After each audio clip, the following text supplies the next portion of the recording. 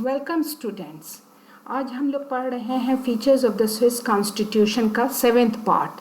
हम लोग already 6 parts कर चुके हैं, जिसमें हमने आप लोगों को पढ़ा दिया है preamble, written and rigid constitution, bill of rights, direct democracy, federalism, division of power. और अब हम लोग आगे प्रोसीड करेंगे, जहाँ मैं आपको सेंट्रलाइजेशन ऑफ पास के बारे में बताऊंगी। There is a growth in the centralisation of pass, वो हम लोग आज करेंगे। आप लोग अगर फेडरलिज्म पर ही पढ़ रहे हैं तो फेडरलिज्म के लिए हमारा जो है शुरू होता है lecture from the part 5th, 6th, 7th, ये 3 जो है वो बस फेडरलिज्म पर ही है। 5th में हमने आपको फेडरलिज्म ही बताया था, जहाँ पर फेडरल फीचर्स बताया था। 6th में हमने आपको डिवीजन ऑफ पावर बताया है, वो भी फेडरलिज्म से ही रिलेटेड है। और आज 7th जो हम लोग कर रहे हैं ये भी फेडरलिज्म का ही आगे है। तो इनफैक्ट 3 जो भी हुआ है वो तीनों फेडरलिज्म पर है, 5th, 6th and 7th। No we proceed further. हाँ देखिए, अब हम लोग आ गए limitations on the Swiss cantons की। स्विस कैंटन्स पे कुछ लिमिटेशंस है, कुछ उनकी सीमाएं हैं, जहाँ पर स्विस कॉन्स्टिट्यूशन का जो पास है, स्विस कैंटन्स का जो पास है उसको सीमित कर रहा है। अब कहाँ पर स्विस कैंटन्स हमने आपको पहले ही बता दिया है, इट्स लाइक स्टेट्स। जो इंडिया में आप स्टेट्स कहते हैं वो वहाँ कैंटन्स कहलाते हैं। तो कैंटन्स के पास को सीमित किया गया है। अब वो कौन से पॉइंट्स पर आप पाइएगा, यहाँ पर हम लोग वो डिस्कस करेंगे जहाँ पर स्विस के कैंटन्स के पास को में लिमिटेशंस आया है। किधर कितना लिमिटेशंस है और कहाँ कहाँ पर लिमिटेशंस है, वो सब हम लोग इसमें एग्जामिन करेंगे। ये सबसे पहले है कि no canton can secede from the Swiss federation, कि स्विस फेडरेशन में जो स्विस स्टेट है, स्विस फेडरल सिस्टम है, स्विस फेडरेशन है, उसे किसी भी कैंटन को ये पा नहीं दिया गया है कि उससे सेसीड करे, कि उससे बाहर निकल के अपना सॉवरेन स्टेट का स्थापना करे। तो no canton has the power to secede from the Swiss federation and form its own sovereign country, sovereign state. कोई भी इसको ये पा नहीं दिया गया। ये पहले था, ये कन्फेडरेशन में ये फीचर है कि कन्फेडरेशन में आप सेसीड करके बाहर भी निकल सकते हैं। और स्विट्ज़रलैंड में they used to call themselves a confederal state, कि हम लोग कॉन्फेडरल हैं, कि confederation. In fact constitution of 1874 described Switzerland as a confederation, कि कन्फेडरेशन है जहाँ पर cantons are almost have got a sovereign status. मगर कॉन्स्टिट्यूशन ऑफ 1999 वो पूरा चेंज कर दिया था और उसको कन्फेडरेशन से वो हटा के टर्म फेडरेशन स्टार्ट किए थे। और ये भी डाल दिए थे कि cantons do not have the power to secede from the Swiss federation. तो कैंटन्स का यहाँ पर पावर में सीमित हुआ, लिमिटेशन हुआ। ये बहुत बड़ा लिमिटेशंस था on the power of Swiss Canton. And next, no cantonal constitution can be inconsistent with the federal constitution, कि वो तो पार दिया गया है कि हर कैंटन अपना संविधान बनाए, मगर जब वो संविधान बना रहे हैं तो वो कॉन्स्टिट्यूशन कैसा होना चाहिए, must be consistent with the federal constitution, कि फेडरल जो संविधान है, जो संघीय संविधान है, वो संविधान के साथ मिला हुआ रहना चाहिए, कि उसको फॉलो करना चाहिए। उसमें जो भी प्रिंसिपल्स है उसको फॉलो कर रहे हैं, उसके अगेंस्ट नहीं कुछ ऐसा प्रोविज़न डाल सकते हैं अपने संविधान में। तो उनका constitution, cantonal constitution can not be inconsistent with the federal constitution.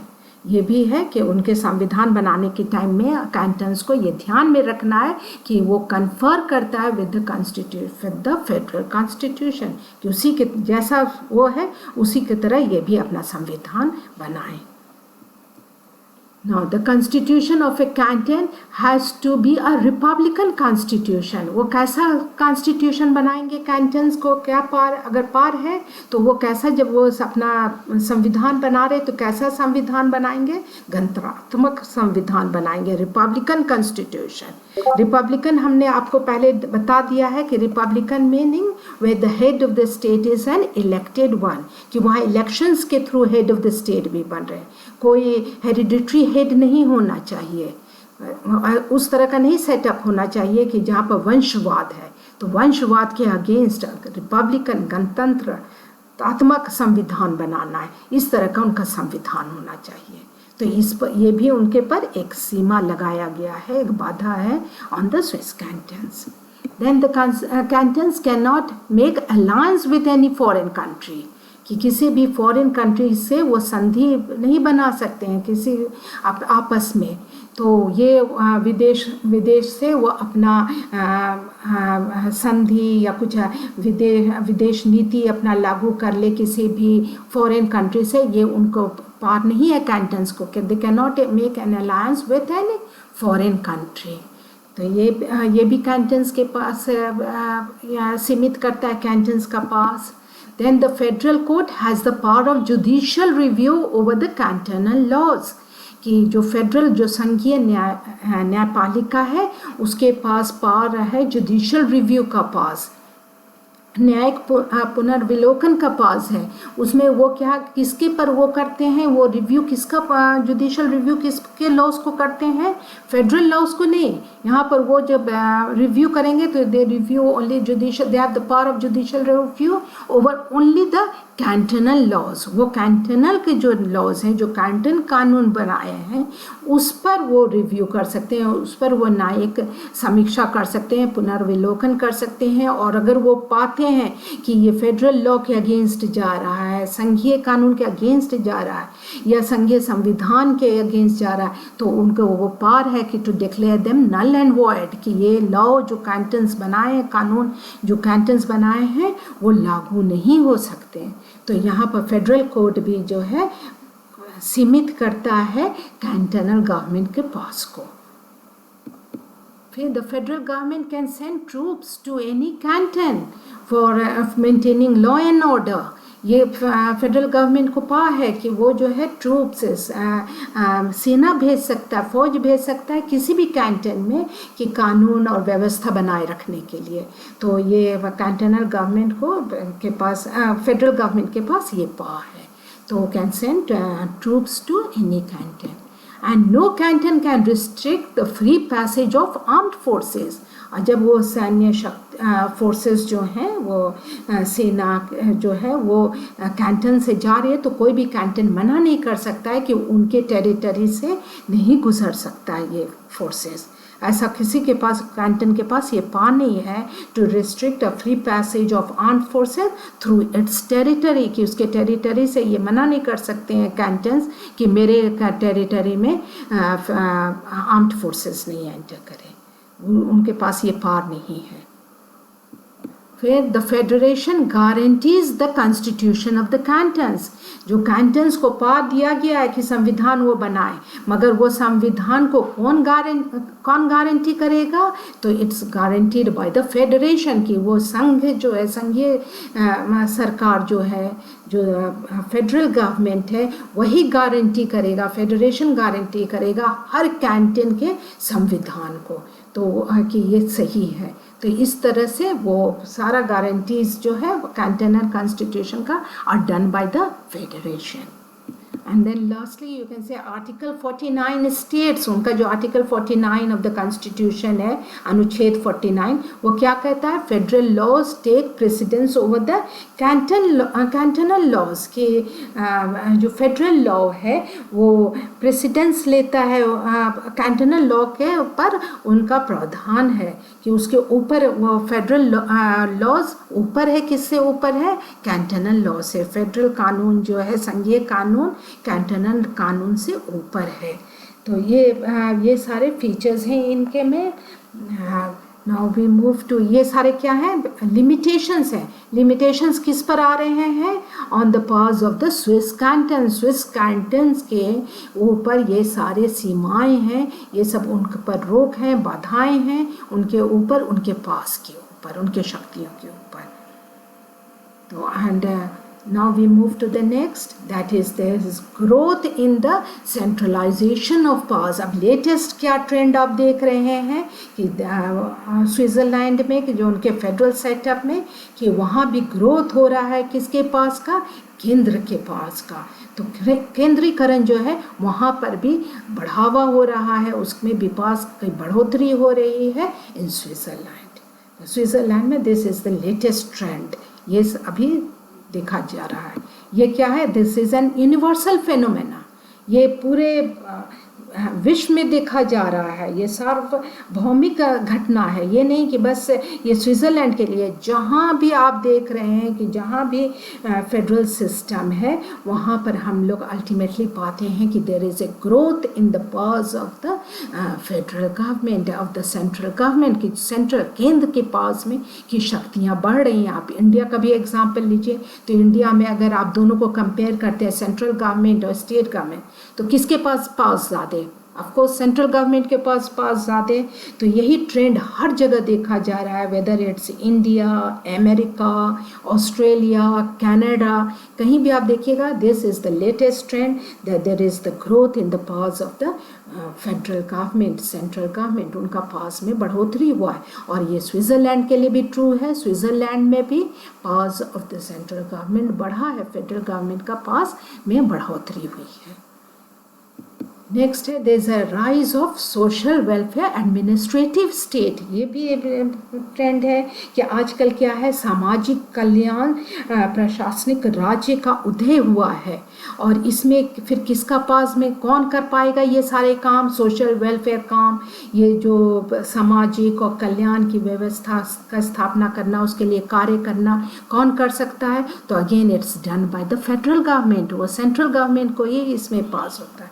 तो ये जैसे जैसे इसमें ऐसा राज्य का उदय हुआ तो उससे अल्टीमेटली किसका पास में बढ़ोतरी आया? उसमें फेडरल गवर्नमेंट का पास में बढ़ोतरी आया, क्योंकि वो सारा कुछ policies, programmes for social welfare programmes कहाँ से आते हैं? वो अल्टीमेटली फेडरल गवर्नमेंट, सेंटर वो सब फॉर्मुलेट करता है और उसको फिर लागू करता है पूरे अपने कंट्री में। तो अगेन देश जो भी ऐसा राइज हुआ है सोशल वेलफेयर एडमिनिस्ट्रेटिव स्टेट का, तो अल्टीमेटली वो पास सेंट्रल गवर्नमेंट का ही बढ़ाया है, सेंट्रल गवर्नमेंट का। और ये आप यहाँ भी स्विट्ज़रलैंड में भी पाते हैं।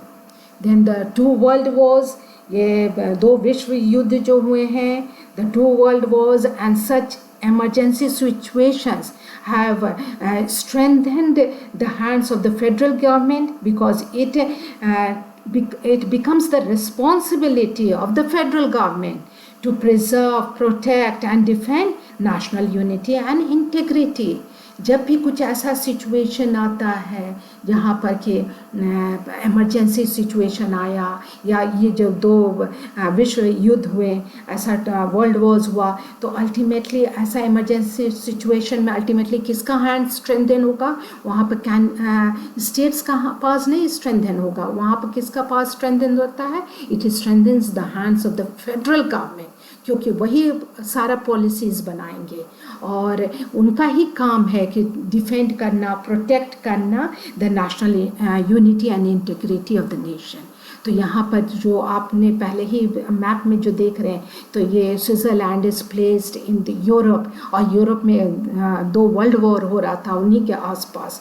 तो वो अल्टीमेटली किसका पास बढ़ाया? कैंटन्स का तो नहीं बढ़ाएगा, ultimately it increase the powers of the federal government. और जब भी ये इमरजेंसी सिचुएशन देखा गया कि जब भी इमरजेंसी सिचुएशन आता है, कहीं कोई भी emergency situation, it strengthens the hands of the federal government, federal government का पास स्ट्रेंथन होता है। और फिर वो इमरजेंसी सिचुएशन ख़त्म होने के बाद भी वो जो है फिर वापस नहीं लौटते हैं, वो जो इतना भी पास बढ़ जाता है फेडरल गवर्नमेंट का, इट रिमेन्स विद देम, उन्हीं के पास फिर कुछ पास रह जाते हैं, वो फिर वापस नहीं लौटते हैं। और यही देखा गया कि कभी भी आपातकालीन स्थिति में केंद्र सरकार की ही जिम्मेदारी होती है कि वो राष्ट्र की एकता और अखंडता को बनाए रखें। और यहाँ पर भी आप स्विट्ज़रलैंड में भी देखें कि इसी तरह केंद्र सरकार का पास में बढ़ोतरी हुआ। फिर the influence of the European nationalism and unification of the neighbouring countries, ये भी एक यूरोप में देखा गया कि यूरोप में क्या था, there was a influence of European nationalism, European राष्ट्रवाद, और पड़ोसी देशों के एकीकरण का प्रभाव पड़ा। और वो प्रभाव क्या हुआ अल्टीमेटली? उसमें सेंट्रल गवर्नमेंट के पास, केंद्र का पास में बढ़ोतरी, शक्तियों में बढ़ोतरी आई। कि जब भी आप यूरोपियन वर्ल्ड वॉर के टाइम बाद में भी यूरोपियन नेशनलिज्म और उस पर बहुत सारे नेशनलिज्म हैं, यूनिफिकेशन ऑफ नेबरिंग कंट्रीज़। आप लोग अगर हिस्ट्री पढ़े होंगे तो यूनिफिकेशन ऑफ जर्मनी पढ़े होंगे, यूनिफिकेशन ऑफ इटली, तो ये सब कहाँ, सब यूरोप में हो रहा था। और ये अल्टीमेटली क्या किया कि केंद्र के सरकार, केंद्र के पास को बढ़ाया। So it led to the growth in the powers of the central government, growth in the it led to the growth of the centralization of powers. Then grants in aid. ये जो ग्रांट्स इन एड है, हम आपको जब America का federal system पढ़ा रहे थे तो वहाँ पर भी बताए थे कि grants in aid are prolific source of centralization. वो इंक्रीज कर देता है powers of the federal government, because it's the federal government who gives grant to the units for to do all the welfare projects. तो ultimately वो जब grants आता है तो those grants come with strings attached, and by those strings the federal government may compel the units or the state governments, here you can say the cantonal governments, to carry out those policies and programs which are of the federal government. जो federal government जो भी policies and programme है वो अपनी policies and programmes को ultimately लागू कर देते हैं विथ ग्रांट्स इन एड। अगर वो कोई सहायता का अनुदान दे रहे हैं तो उसके साथ साथ अपने पॉलिसी, अपने प्रोग्राम्स को भी लागू करवाने की क्षमता रखते हैं। तो ultimately what is this, grants in aid also leads to the growth in the powers of the central government. और ये भी सबके लिए है। जहाँ भी आप फेडरल गवर्नमेंट का फेडरलिज्म पढ़िएगा तो वहाँ पर पाइएगा कि grants in aid helps in the growth of the powers of the federal government, या सेंट्रल गवर्नमेंट के पास में बढ़ोतरी लाता है। तो वो उसका एक एग्जाम्पल क्या हो जाता है, ग्रांट्स इन एड।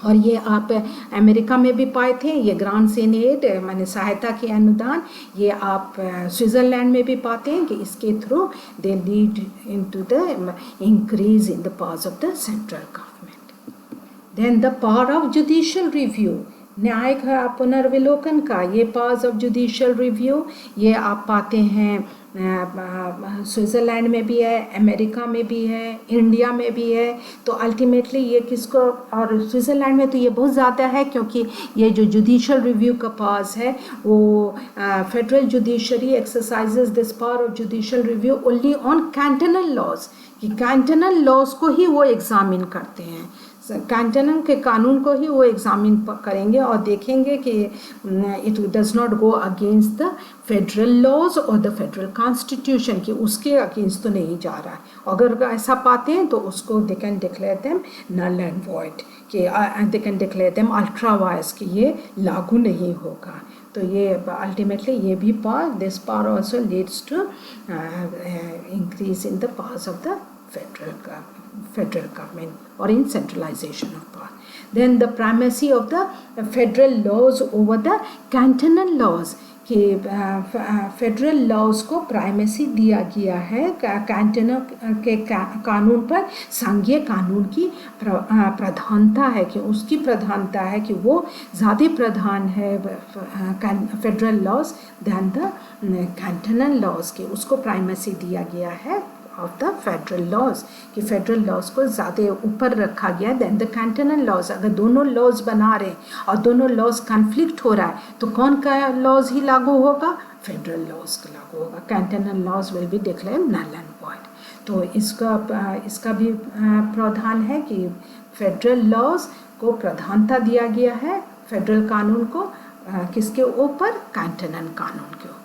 तो इस तरह आप देखते हैं कि स्विट्ज़रलैंड में भी there is growth in the powers of the central government. अब हम लोग जब शुरू से जब पूरा एग्जामिन किए तो सबसे पहले आप क्या पाए थे कि वहाँ पर कन्फेडरेशन था, आर्टिकल 18। इनफैक्ट जब वो साथ ही आए थे 1291 में तो they had come as a confederation, वो सेटअप किए थे। कॉन्स्टिट्यूशन ऑफ 1848 भी डिक्लेयर किया था कि there is that the cantons will have a sovereign status. फिर कॉन्स्टिट्यूशन ऑफ 1874 ये तो बोल दिया कि डिस्क्राइब ही किया स्विट्ज़रलैंड को एज अ कॉन्फेडरेशन, बट फिर कॉन्स्टिट्यूशन ऑफ 1999 में आप देखें कि उसको कॉन्फेडरेशन टर्म हटा के वो फेडरेशन टर्म यूज़ किया, फिर फेडरल सिस्टम है, और अल्टीमेटली आज के दिन आप क्या पाते हैं कि आज के दिन वहाँ पर there is growth in the powers of the federal government, centralization of, there is growth in the centralisation of powers, and ultimately आज लेटेस्ट जहाँ भी फेडरल सिस्टम है वहाँ पे किस तरफ ज़्यादा ध्यान है, there is importance of cooperative federalism उभर रहा है कि कोऑपरेटिव फेडरलिज्म इंस्टेड ऑफ कि दोनों मिल करके काम करें, सेंटर एंड द यूनिट्स जो यहाँ पर कैंटन्स है कि फेडरल गवर्नमेंट और कैंटनल गवर्नमेंट दोनों मिल करके कोऑपरेट करके काम करें कि ultimately the work get done, कि काम हो जाए, ये नहीं कि कौन काम कर रहा है, who is in the partial role, ये सब पर नहीं ध्यान देना है. There should be no conflict, no competition as such, but what is there? There should be cooperation and getting that work done. यही मेन है. तो ये आज का लेटेस्ट ग्रोथ है. जहाँ भी फेडरल सिस्टम है तो आज ध्यान ज़्यादा चलता है कोऑपरेटिव फेडरलिज्म पर, ज़्यादा सिग्निफिकेंस दिया जाता है. तो आज हम लोग यहाँ तक कंप्लीट कर लिया. अगर आप फेडरल सिस्टम कर रहे हैं तो आप पार्ट 5 से देखिए, पार्ट 5, 6 एंड 7 पूरा मिला करके आपका फेडरल सिस्टम कंप्लीट होता है. तो दैट इज़ ऑल. आज हम लोग यहीं पर कंप्लीट करते हैं. नेक्स्ट क्लास में हम लोग और भी कुछ फीचर्स एग्जामिन करेंगे of Swiss constitution. Thank you.